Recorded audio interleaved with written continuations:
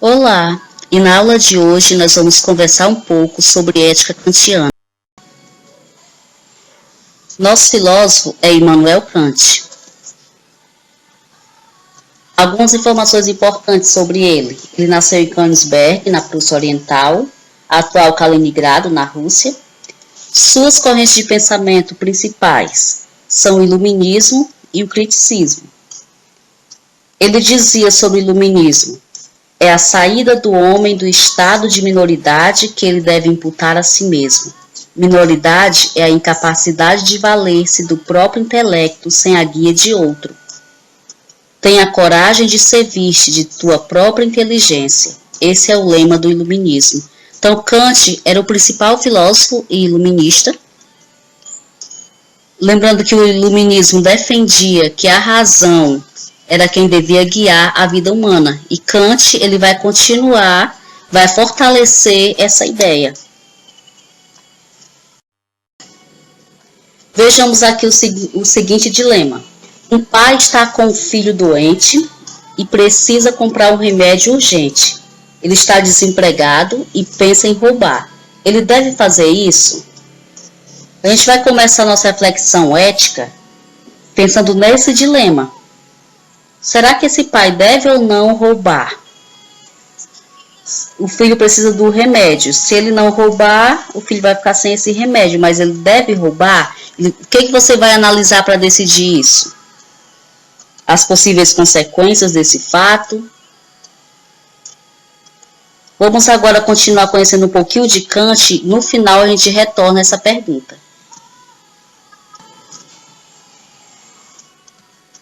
Então, a moral kantiana, ela é formal. O que isso quer dizer? Ela é livre de conteúdo. Ela te dá a fórmula, a forma. Ela pretende ser universal e racional. Ou seja, baseada exclusivamente na razão, no que a razão orienta o ser humano. E ela é universal porque ela é válida para todos. Em qualquer época, em qualquer sociedade, seja a nossa atual, seja a sociedade antiga, a moral kantiana pretende valer para qualquer pessoa, em qualquer momento, em qualquer época, em qualquer tempo. Não importa se é jovem, se é idoso, se é criança, se é da cultura brasileira, se é de uma outra cultura. A moral kantiana pretende valer para todos os grupos, para todas as épocas, para todas as sociedades. Por isso que ela é universal. Então ela é desprovida de conteúdo. Ela te dá a forma. E quando o homem age de forma ética? Quando age por dever. Kant vai nos dizer que o homem só age moralmente, eticamente, quando ele age única e exclusivamente por dever. Ou seja, se você age pensando em atingir determinados objetivos e não age por dever, você não está agindo eticamente. Por isso que a ética dele é chamada de deontológica. Ou seja, porque você age movido, motivado exclusivamente pelo dever. Por isso que Kant vai nos falar de imperativo. Imperativo que no nosso português nós podemos chamar de ordem. Faça. Ande. Então são palavras que nos mandam fazer alguma coisa. Em Kant nós vamos entender como mandamento da razão. Ele distingue dois tipos de mandamentos. O hipotético, que é o hipotético, o imperativo hipotético. Ele visa atingir algum objetivo. Ele é um meio para você conseguir alguma coisa. Seja o prazer, a felicidade, as riquezas. Ele é apenas um meio para você atingir algo que você quer. O outro imperativo, e esse aqui é o imperativo da razão mesmo, é o imperativo categórico. Ele visa a ação como necessária por si mesma, ou seja, a ação é boa em si. Ou seja, a ação vale por ela mesma, ela é um fim em si mesma. Ou seja, aqui nós vamos ter a presença do dever. Eu vou agir desse modo porque eu devo agir desse modo. A razão me diz para agir desse modo, independente do que eu vou ganhar com isso ou não. Como o homem escolhe o que fazer? Como é que o homem decide o que deve fazer? Kant nos diz que o homem é movido por princípios. Esses princípios, a razão vai decidir, mas ela vai decidir como? Através da vontade, que Kant considera a vontade como a razão prática. Quando o homem decide, baseado naquilo que a razão orienta, quando essa vontade ela escolhe, baseada no princípio racional, Kant chama isso de boa vontade. E quando o homem age baseado nessa razão, é que o homem pode dizer que tem liberdade, é que ele realmente é livre. Por isso que Kant faz uma diferença entre autonomia e heteronomia, para dizer que o homem só é livre quando ele age com autonomia. O que é autonomia? É dar a lei a si mesmo.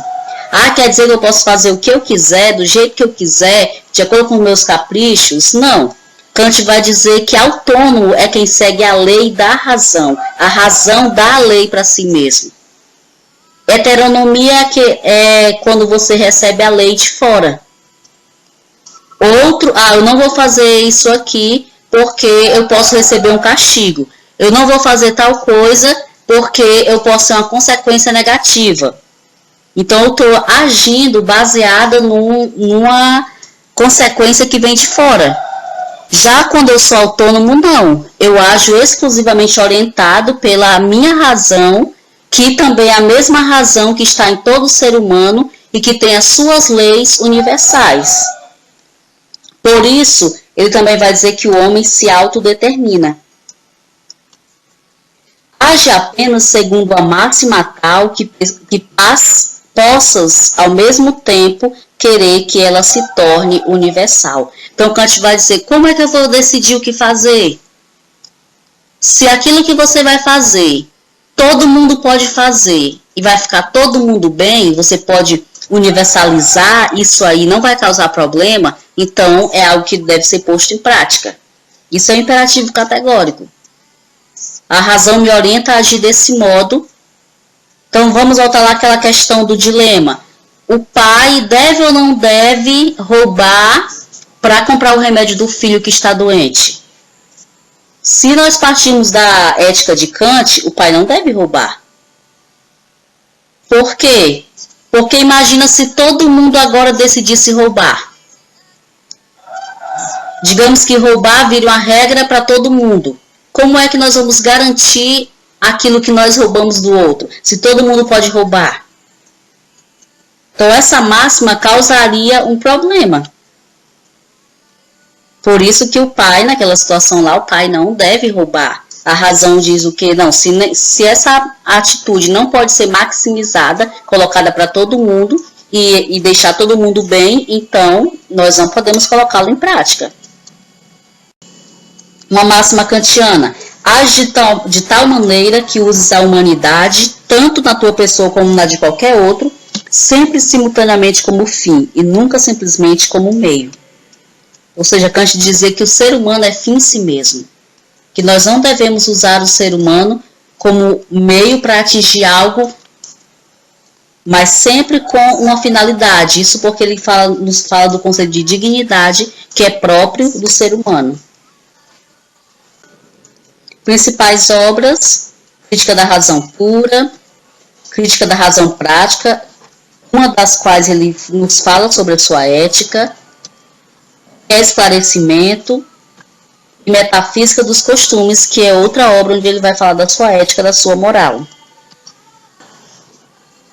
Mais uma máxima kantiana para nós refletirmos. O céu estrelado acima de mim e a lei moral dentro de mim enchem minha mente de admiração e assombro, sempre novos e crescentes, quanto mais e mais constantemente refletimos sobre elas. Na descrição do vídeo você tem o link para baixar o material do vídeo. Ok? Obrigada pela atenção e até a próxima aula. se inscreva no canal, dê like.